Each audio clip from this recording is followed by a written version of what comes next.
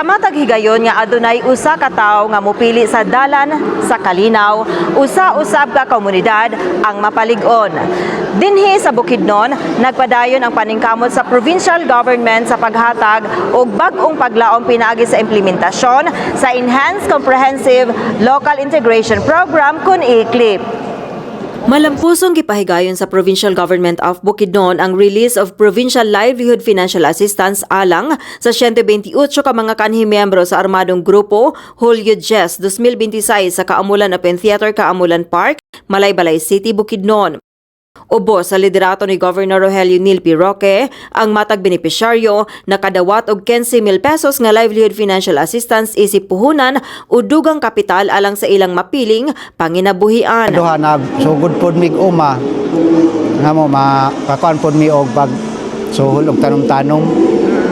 Unsay may tanom tayo? Kuan kapi og abaka. Dugang paniini, gihatagan usab sila og food packs gikan sa Provincial Social Welfare and Development Office aron matabangan ang ilang pang-adlaw-adlaw nga panginahanglan samtang nagpadayon sila sa pagtukod sa bag-ong kinabuhi. Pero katong nagduha-duha pa sa pag-ani din itong sa langon-ahona nga patyon baka o unsaon. Doon na pa'y kahigayunan. Mayong gobyerno mutabang. Kahigayunan karon nga panahon, no? Mas maayo nga marina diri.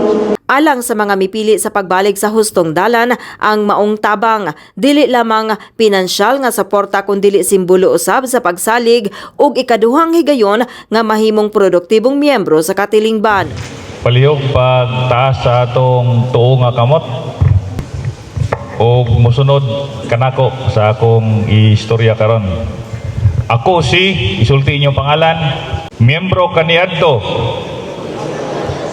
sa komunistang grupong CPP-NPA. Pinaagi sa Provincial ICLIP, nagkahiusa ang nagkalain-laing ahensya sa gobyerno, pinaagi sa DILG Bukidnon aron siguraduhon nga ang reintegrasyon sa mga former rebels mahimong lig-on, malinawon ug malungtaron. Sinsiro ang gobyerno sa tulo ka K: kahusay, kalinaw ug kalambuan. So kung ang inyong pag-anhi dinhi karong buntaga dili mo sincero, sayang ang oportunidad nga gihatag kaninyo sa gobyerno. Wa tay abtan ana, balik-balik ra gyud tas uno. We are all party kita sa usa lang ka nasod. Pilipinas, walay lain atong nasod. Usa ra pud atong Pinoy-anan, Pilipinas. No? Gusto sa gobyerno nga undangon ang kagubot. Unang naay mga programa nga gihatag. Usa na ni sa programa nga gihatag sa gobyerno ug swerte gani ang Bukidnon. Kay dili tanang probinsya